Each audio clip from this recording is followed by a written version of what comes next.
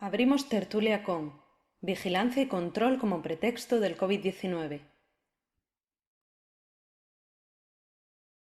Bueno, después de todo lo que hemos hablado, ¿vale? Ahora ya vamos a meter un poco en la actualidad, que al final es lo que nos ha traído aquí a hacer Umbrálico. Entonces, un poco el tema de la vigilancia, pero ya con el pretexto del virus, ¿vale? Yéndonos más específicamente a la situación actual. Entonces, lo primero que hemos encontrado, pues, es una tecnología que ya estaba vamos, de hecho lleva ya años, ¿no? El tema de, por ejemplo, de las pulseritas, ¿no? Las pulseritas esta que o la tenéis vosotros o conocéis a alguien que la tiene. Ah, sí. El tema de que empezar con el tema de correr, ¿no? Que si el pulso, no sé qué, no sé cuánto, y ahora pues encontramos este vídeo que va a poner Juan ahora, que ya un poco pues haciendo pues como la publicidad, pero ya específicamente sobre cómo se puede aplicar en esta tecnología un dispositivo de geolocalización.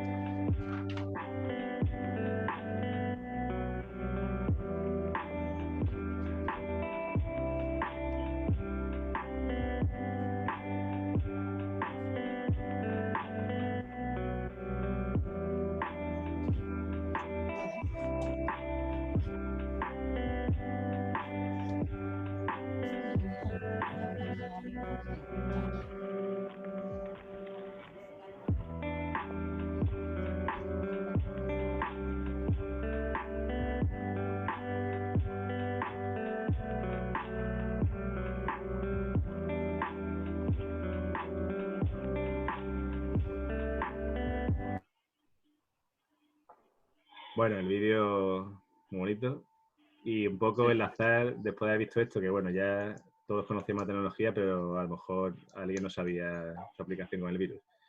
Y luego encontramos una noticia del diario.es sobre Rusia, que dice que el gobierno ruso ha ordenado el uso de una aplicación móvil para vigilar el confinamiento y asegura que se limitará solamente a enfermos en cuarentena. Lo que pasa es que, como en Rusia pasan con muchas cosas, opositores y activistas lo rechazan porque dicen que se puede usar como vigilancia política.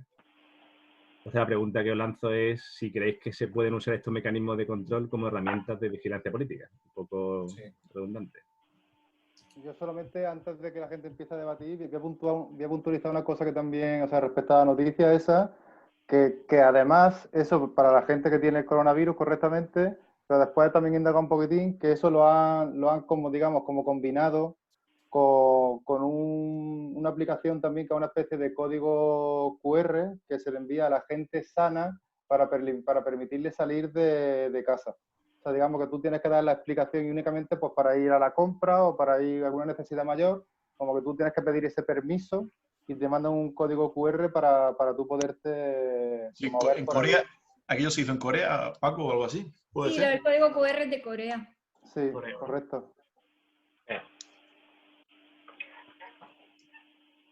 Pues a mí ha habido una cosa del libro que me ha encantado, porque el hecho Digo, este así de podemos también hablar un poco del libro en relación, claro. el hecho Y yo antes iba a este decir una cosa, pero no. las guerras eternas, que al final el personaje ya no sabe ni siquiera existe la guerra o no existe la guerra, y entonces cuando están hablando de los preceptos del Goldstein dice que uno de los trucos es crear una guerra, que da igual con quién, que da igual quién gane, que al final se trata de mermar psicológicamente al individuo, de hacerle creer que está en peligro y de aprovecharte de esa situación para robarle libertades individuales. Claro. Y la verdad es que me ha puesto los pelos de punta porque digo, bueno, no tenemos una guerra literal como se ha conocido siempre, pero realmente sí tenemos una guerra contra un virus, y entonces al final todos estamos como dispuestos a ceder derechos que de otra forma nunca habríamos cedido al gobierno para que nos proteja, porque al final tenemos un miedo.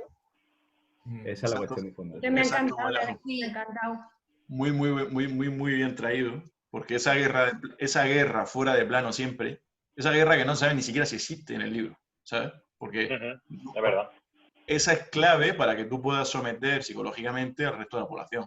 El miedo fuera. Pero esto no es la primera vez que lo vivimos. No es la primera vez que lo vivimos. A ver, aquello fue real, pero la situación de la sensación de peligro que se le dio a la población cuando pasó lo de las Torres Gemelas Totalmente.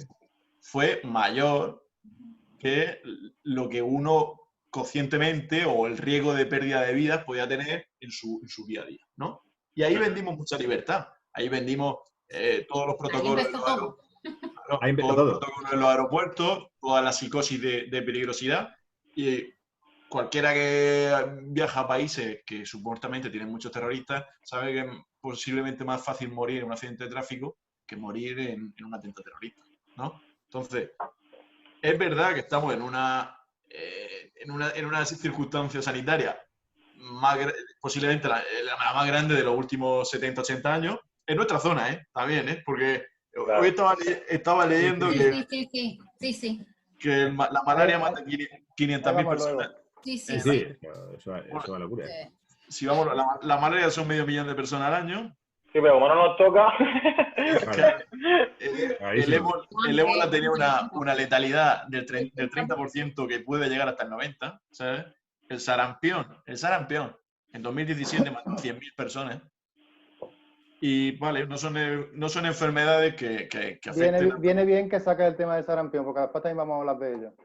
Vale. Entonces, yo siempre. ¿Cómo vas uniendo? Está muy bien. Juan va a traer unos datos completamente actualizados. Está muy bien. Está bien. Es más, de esta tarde a las 6.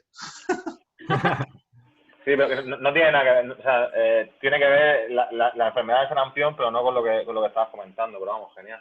Sí, no, lo que estamos hablando es que sí que es verdad que se ha creado. Estamos en la mayor emergencia sanitaria de los últimos años, aunque haya otra emergencia sanitaria muy grave, ¿vale? Esto es una emergencia sanitaria muy grande, incluso adoptando muchas medidas, llevamos muchísimos muertos, ¿no? Sí. Pero es verdad que corremos peligro que sea esa guerra que no existe y que aprovechen para sacar nuestras libertades. Yo sigo confiando en la búsqueda de un enemigo común.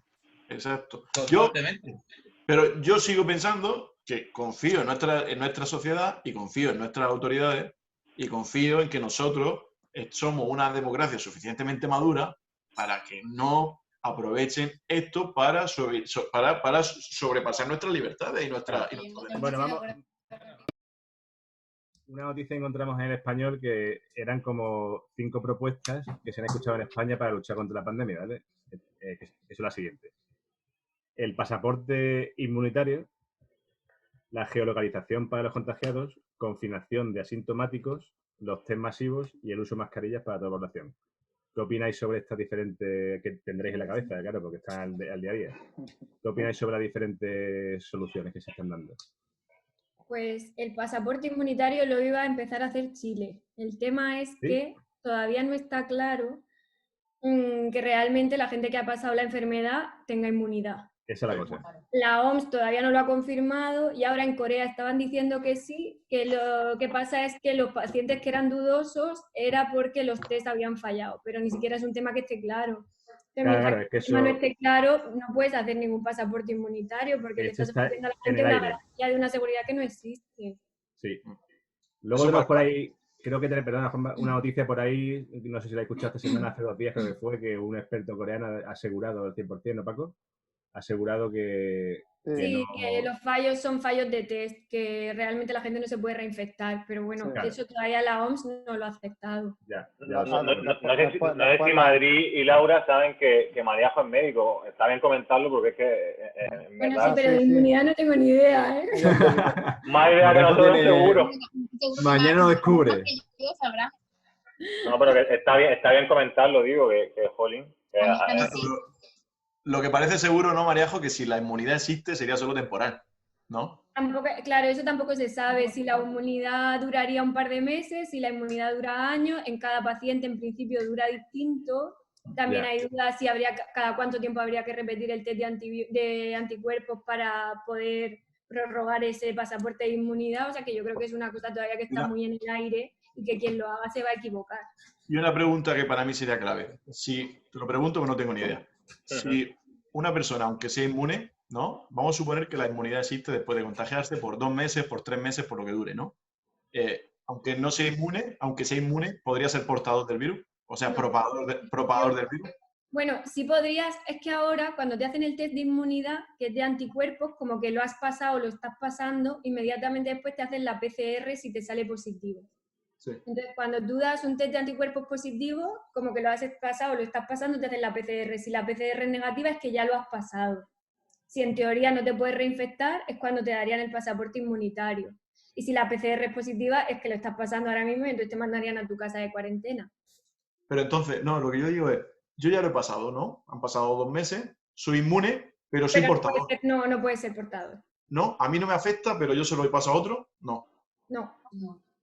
Dentro de esos 15 días, sí, ¿no? Pero ya Mientras pasado que tu ese tiempo. PCR sea positiva, sí. Una vez que ya tu PCR se negativiza y que tú ya lo has pasado, ya no puede ser portado. O sea, ya no se lo puedes transmitir a nadie. Mariajo, ¿y tú qué opinas entonces de este debate mundial que hay de si es bueno el confinamiento, si no es bueno, si lo que hay que hacer es solamente test o test mezclado con confinamiento?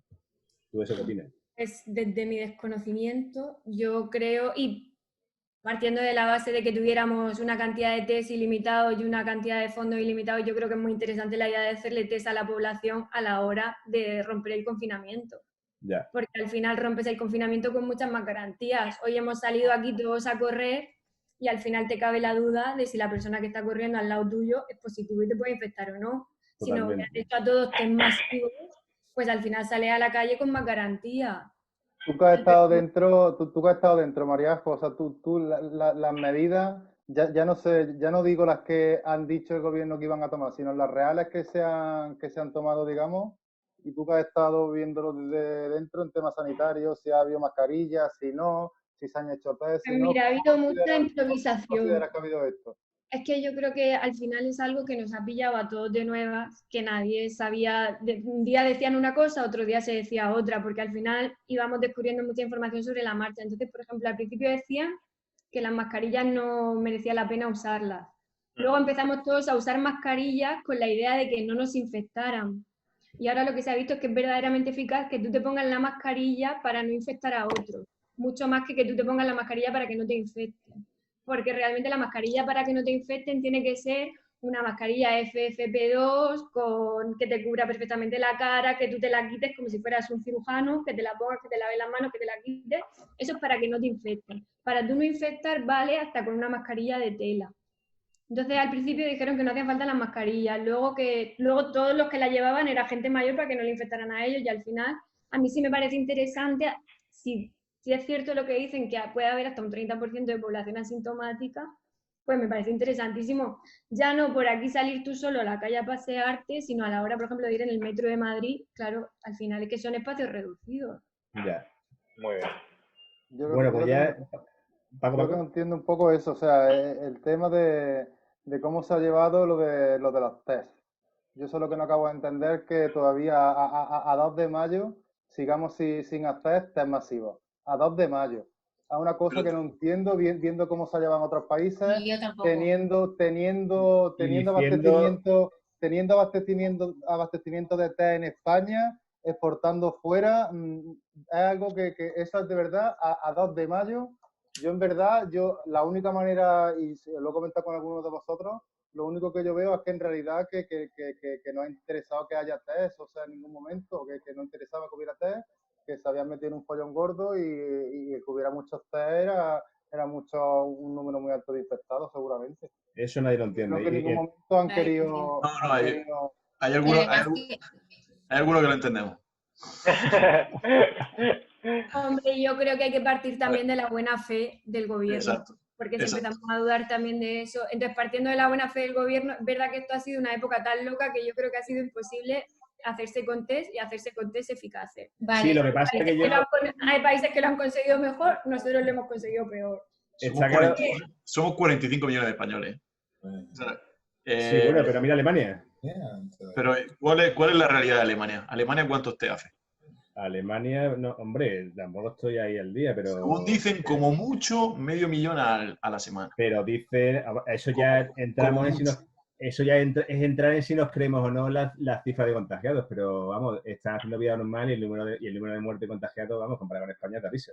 Pero exacto, es que pero es que hay una cosa que ya lo que dice Paco, claro, dices tú, lo de la buena fe, está claro que sí, por supuesto, bueno, ¿dónde va a parar? Pero es que yo, en el momento que me están diciendo que es que somos el 2 de mayo, estamos hoy a 2 de mayo. Dijeron que éramos el país del mundo que más test hacíamos. Para cerrar lo que ha dicho Paco, lo que tú has dicho con respecto a los test, y de la buena fe del gobierno. Yo solamente decir que hace 5 días, ya sabiendo que los test masivos en algunos países se ha demostrado, algunos países que tienen, evidentemente no tienen la población de España, como puede ser Islandia, que ha hecho test masivo a tope, pero evidentemente no puedes comparar la población de Islandia con la población de España, a nivel del número de test que tienes que hacer. Hace 5 días dijo Ábalos que, bueno, que lo de los test tampoco estaba muy claro. Entonces, básicamente lo que vino no sé si fue una rueda de prensa, no me acuerdo muy bien qué es lo que dijo. El Congreso, una comparecencia. El Congreso, pero es que en general el mensaje que da es como muy vago. Una vergüenza, ¿no? Los test que tampoco se demuestra, porque me pregunto eso y... Por poner países de cultura similares a las nuestras, o sea, por no irnos tampoco a un sitio más lejos. Si nosotros sumamos Grecia y Portugal juntos tienen 1.000 muertos. España tiene más de 23.000. Corea del Sur, por irnos también a otro país, vamos a compararlo con ciudades más grandes respecto a Portugal a lo mejor o Grecia. El ejemplo de Corea del Sur y España, pues mirar los muertos que tienen también Corea del Sur o los muertos que tienen también en España. Y después respecto a la OMS, en verdad, los avisos que fueron dando la OMS, he apuntado aquí como en plan así un epílogo de sucesos que fueron pasando. En plan, el 30 de enero la OMS declara la emergencia sanitaria global. Indica medidas de distancia proporcionales a esa emergencia global. El 24 de febrero la OMS pide prepararse para la pandemia ya. El 28 de febrero la OMS eleva a muy alto el riesgo de coronavirus.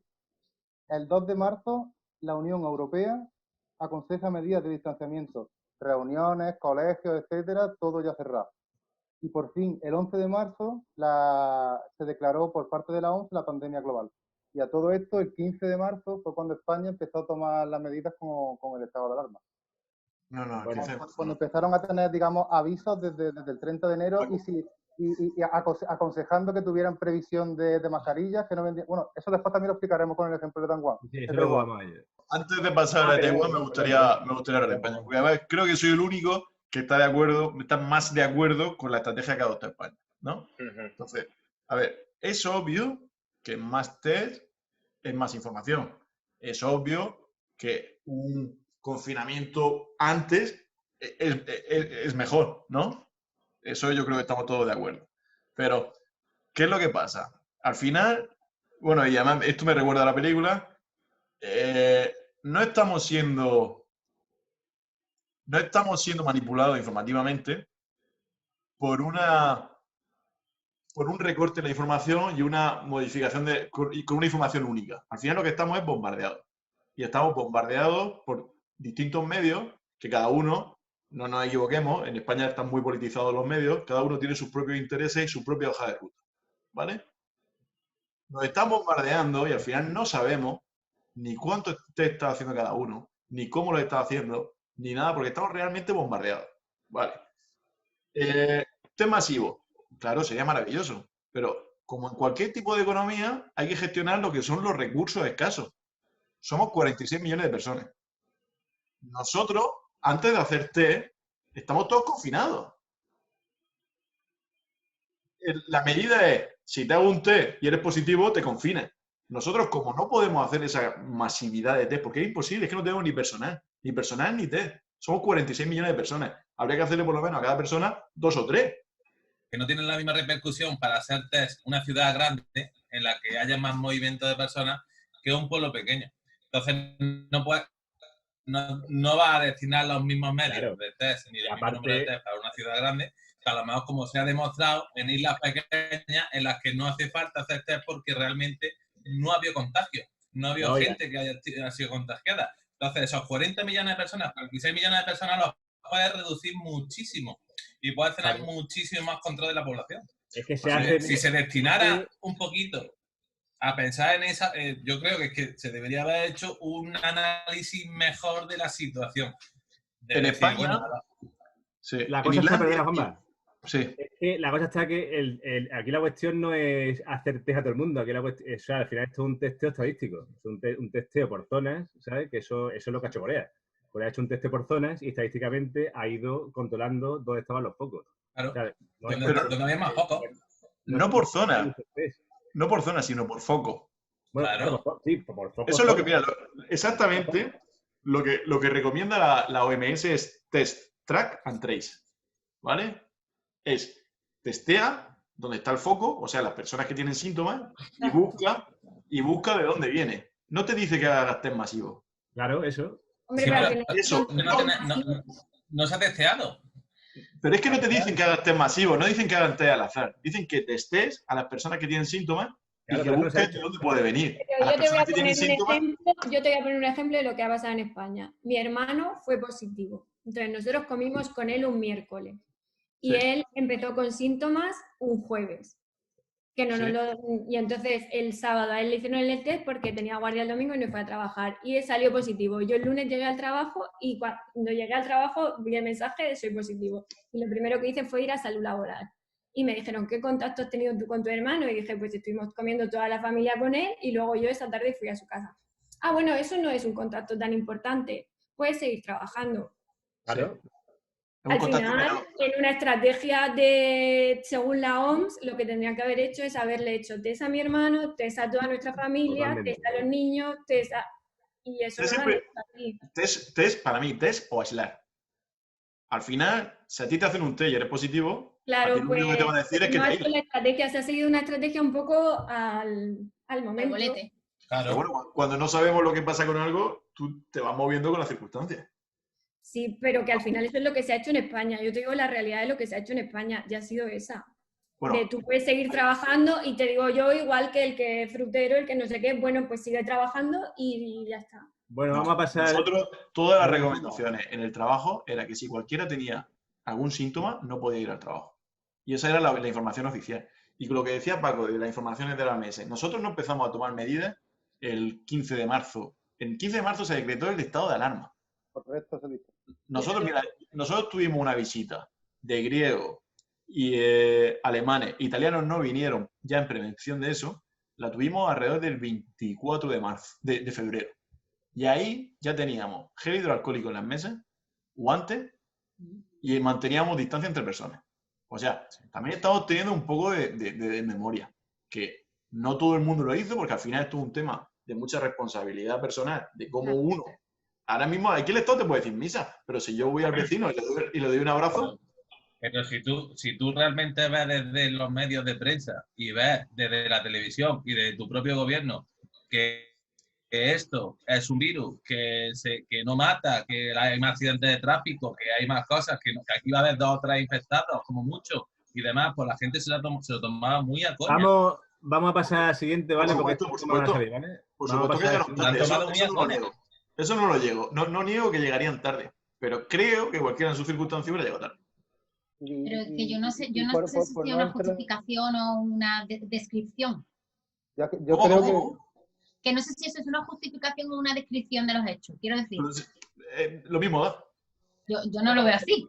Al final es muy desagradable y ha pasado una cosa muy grave, pero al final poca diferencia hay entre decir, es obvio que si yo hubiera cerrado España en diciembre no hubiera tenido tantos problemas que lo cerré el 15 de febrero. Nuestras medidas de confinamiento han sido más fuertes que ningún país. Que yo trabajo con muchos países y la semana pasada, antes de ayer, se asombraban de que yo iba a salir a la calle por primera vez a correr o a pasear el domingo. Eso les pareció, y te lo digo, de Canadá, de Holanda y de Italia. Claro, pero esa medida... Si te das cuenta, las medidas de confinamiento han sido restrictivas, pero progresivas. O sea, de primera salía todo el mundo a trabajar, trabajaba todo el mundo, iba a la obra, veía todo. Mira, yo trabajo en obra y había unos con otros. Aquí el único dato objetivo es que somos el país con mayor número de muertos por habitantes. Ese dato es irrotable. Sí, o sea, luego que discutamos en que el gobierno actuó tarde o eso es el dato que... Pero no es un análisis... No es un análisis lógico que venga más muerto. Para mí no es banal, porque para mí... un dato. Si ya a lo mejor entramos en un debate político. No sé si un dato bastante gordo, ¿eh? Pero no es exactamente... No es, el razonamiento lógico no es tengo más muertos, lo he hecho peor, ¿eh? Yo lo siento, pero ese razonamiento no lo sigo. No, porque al final también es una población más envejecida y luego también es como tú cuentes los muertos. Bueno, Japón también. Hay gente que no, Japón hay países que no están contando los muertos de la residencia. Como nosotros al principio.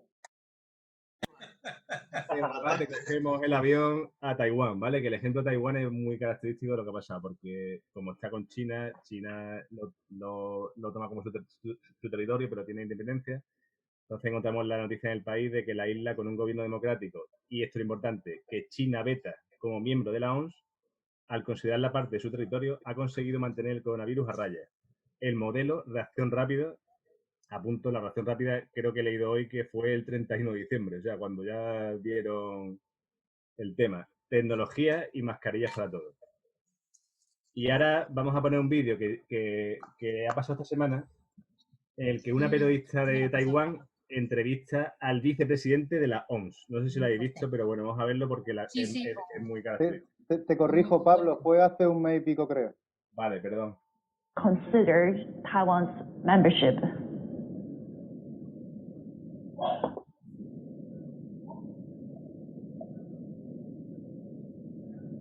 Hello?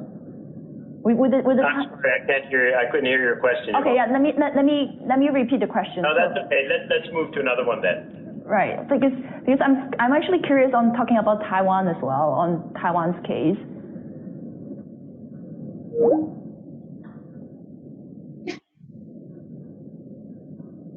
We decided to give Dr. Alward another call to follow up.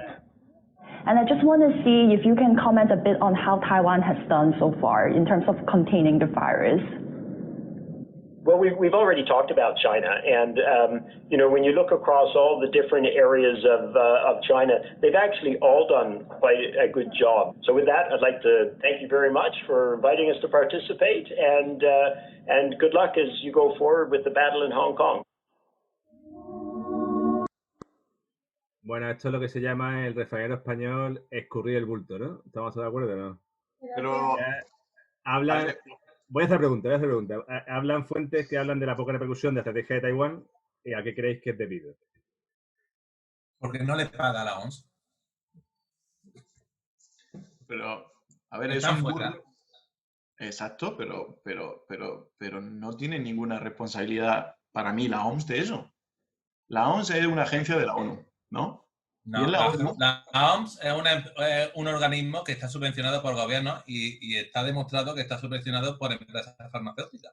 Vale, bueno, está subvencionado por gobierno y está subvencionado por Estado. China es uno de los menores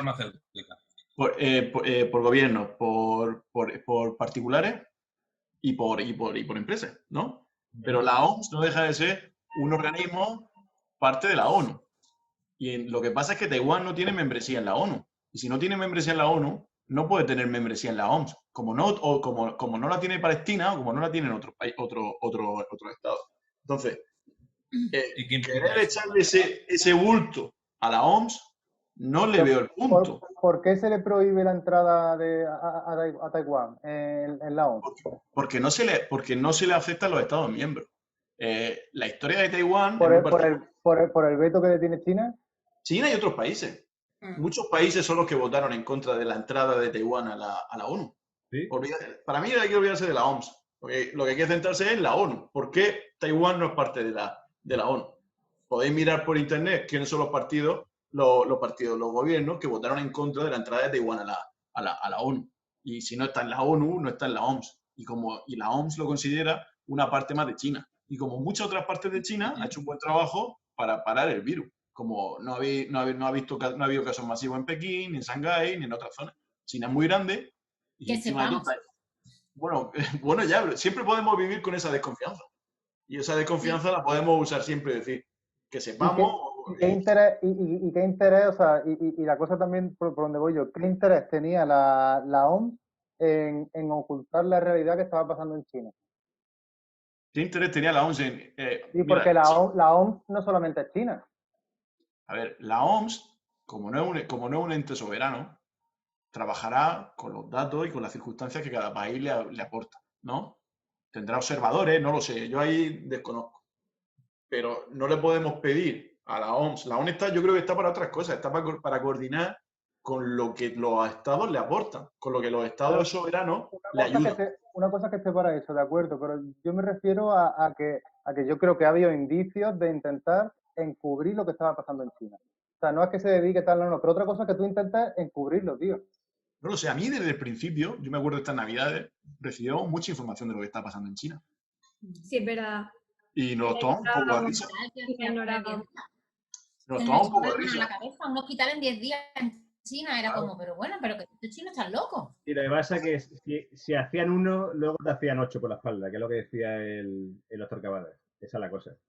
Pero el doctor Cavadas, ¿qué información tiene para decir eso? ¿Sabes? No lo sé. Bueno, hombre, sí, está claro que yo no lo estoy viendo como fuente totalmente ya... Es un gran cirujano, pero no lo sé qué información puede tener para eso. Yo sí que sé que China en los años 2000 tuvo un brote que dicen que fue muy oscuro y según dicen, en este ha sido mucho más transparente. Y me da la sensación que es verdad porque nos lo estamos tomando a cachondeo.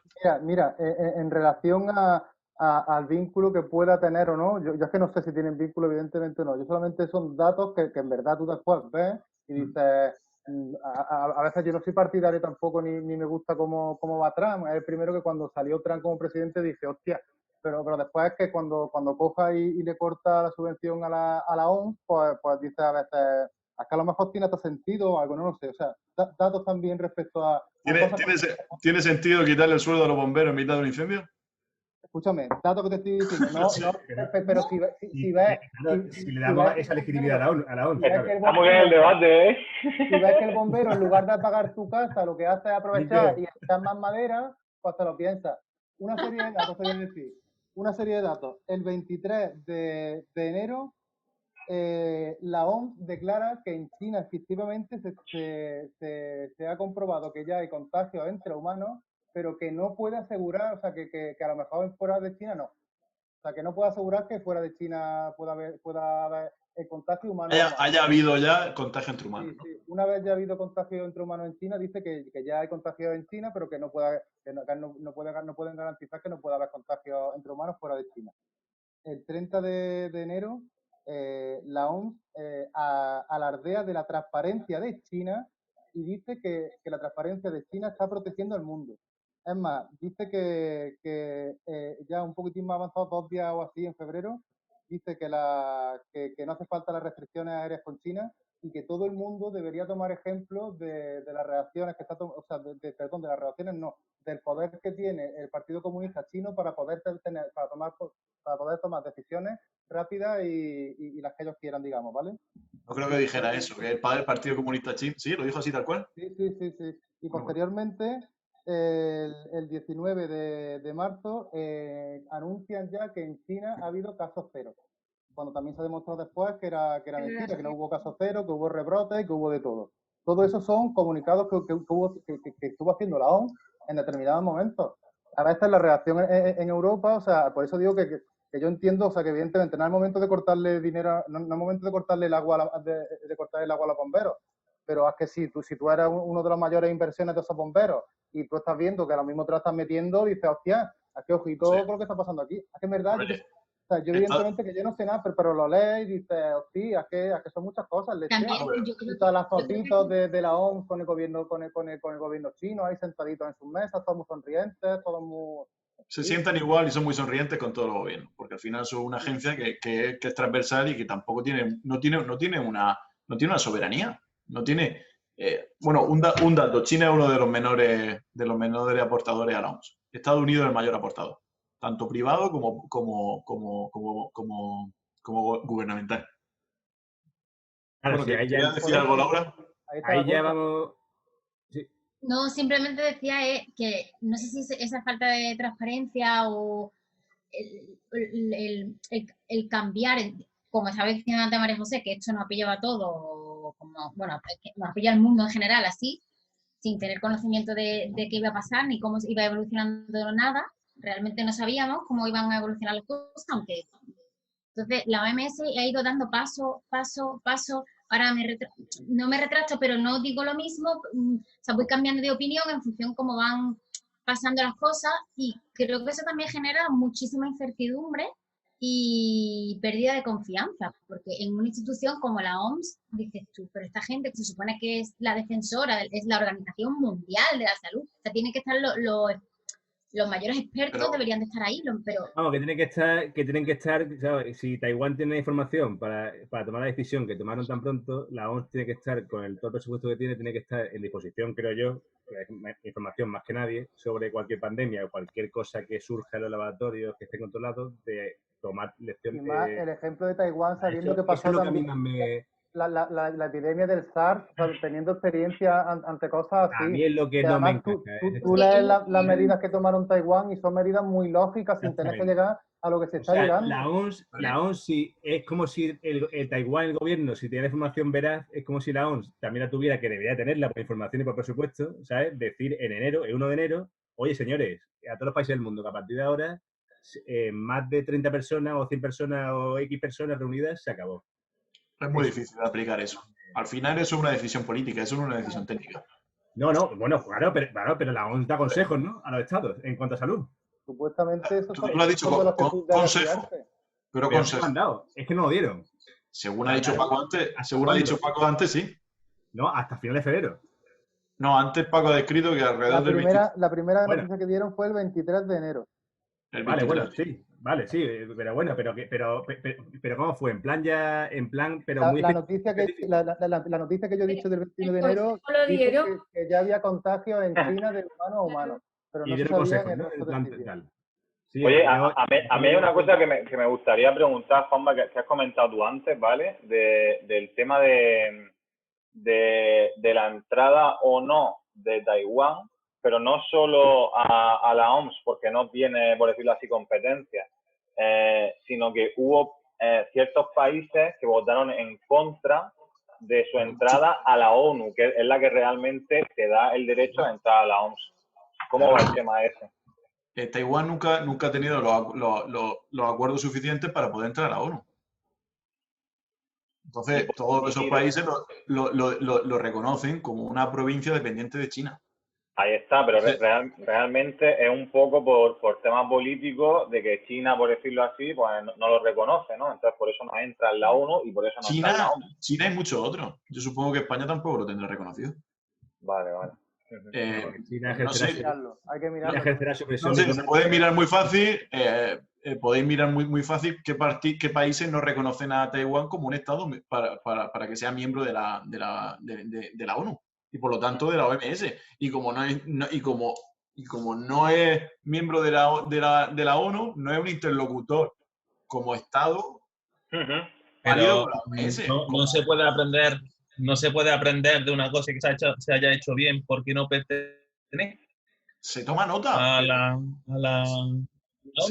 Se nota nota, pero no es un interlocutor como un gobierno. Igual que el municipio de Lorca no habla directamente con la ONU. Habla como parte del Estado chino.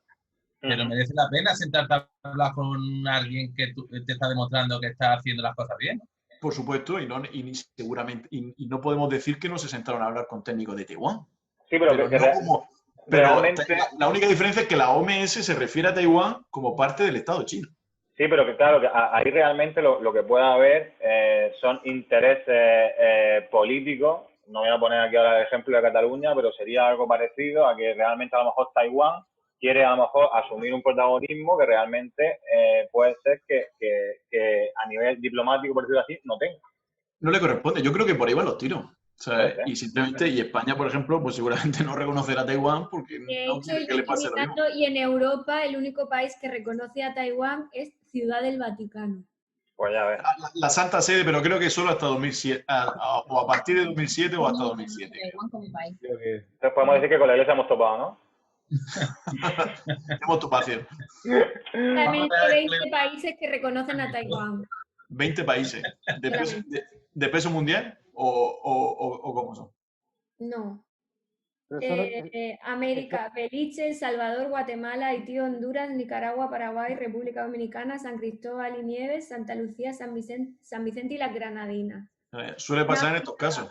Burkina Faso y Suazilandia. En Europa, Ciudad del Vaticano, y en Oceanía, Islas Marshall, Islas Salomón, Kiribati, Nauru, Palaos y Tuvalu. Pues quizás normalmente son países que tienen las mismas reclamaciones o reclamaciones similares. Todavía Como hoy digo, Estados Unidos sigue siendo un raro, Y pero muy respecto a eso también habrá que ver las presiones que hay por otra parte a esos países para no aceptar a Taiwán, está claro. exacto, y a Palestina. Claro. Claro. Por detrás de eso hay mucho, vamos. Y a Palestina, pero ¿es la OMS una organización competente y autorizada para meterse en ese tinglado? No, Desde pero luego que no. en cuanto al Entonces, vídeo, Y eso se puede en decir. verdad, si no, En el ¿Cómo, vídeo cómo, no cómo? puede que quiere decir que, que la opción, sinceramente no sabemos si se cortó la comunicación, pero es un poco raro, ¿no? No, En pero el vídeo cuando le señor, preguntan a ese señor puede decir, mire usted, que Taiwán no pertenece a la OMS, con lo cual no me corresponde hacer ningún tipo de Blanco y comentario. botella, tío. Blanco y botella. es un tinglado en el que no le corresponde meterse. Y entiendo perfectamente cómo el señor escurre un bulto que no es su bulto. No ocurre para nada. Claro, escurre. Si hace un sonrisa pestañeo, se me ha bloqueado. Claro. Pero es que, A ver, voy a hacer que se ha quedado congelado. pero es que es exactamente lo que le corresponde a ese señor. Hace cara Para mí de... sí. Puede decir también que no va a hacer comentarios. Hombre, oye, pero ese señor... Bueno, es cuestionable, es verdad, a lo mejor no es su competencia, no le corresponde. Exacto. Pero lo que hace, Claro, pero para que, mí, pero que siendo un alto cargo como es, tú dirás, ese hombre tendrá sus armas retóricas para salir del paso, ¿no? Sí, no sabemos exactamente lo que pasó, pero a ese no le queda más que escurrir el bulto. Tú imagínate que tú no eres a título personal Laura, Pablo, Paco, Manuel, eres representante de una institución española. Tú no puedes optar a tener una posición en algo en lo que no te corresponde. Porque encima de todo tú tienes un mandato. Tú tienes un mandato para unas funciones. Y tú no puedes reconocer en directo en una conversación de Skype a una periodista o a una señora representante de Taiwán. A eso vamos. Hay que ir cerrando esta sección, chicos. Hay que ir cerrando. Muy menos de un minuto. A mí me ha parecido muy bien lo de Taiwán, sobre todo por el punto de vista tuyo, Juanma, también, porque al final también igual, no sé, me queda un poco más claro el otro punto de vista también. Si tenían un secreto si tenían una buena gestión, yo creo que los técnicos de la OMS tenían que haberlo escuchado. Pero no podemos esperar que públicamente y a toda la información nos den un reconocimiento de Estado. Sí, pero ahí sí que es verdad y terminando ya, yo sí que creo que a lo mejor no meterse en camisa de once varas, por decirlo así, pero sí igual él como representante de una organización o lo que sea, sí que puede responder diciendo, no, es que Taiwán, porque es así, no entra dentro de la Organización Mundial de la Salud porque así no lo reconoce la ONU. No reconocemos, ¿verdad? Pero bueno, que tampoco estoy de acuerdo. Pero Taiwán es una isla. O sea que... Por eso, pero le restringe el tráfico, dice, ahí te quedas, morido.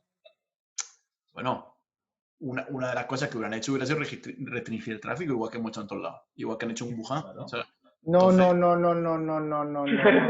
el pago. En Wuhan, Juanma, no digas eso. En Wuhan los vimos restringidos, macho, si los vimos en la tele. No.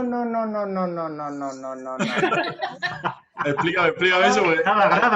Graba, tío. En Wuhan restringieron, y además lo hablamos el otro día, restringieron los vuelos propios de China. O sea, tú de Wuhan no podrías viajar a otra ciudad de China. Pero sin embargo, los internacionales sí siguieron abiertos.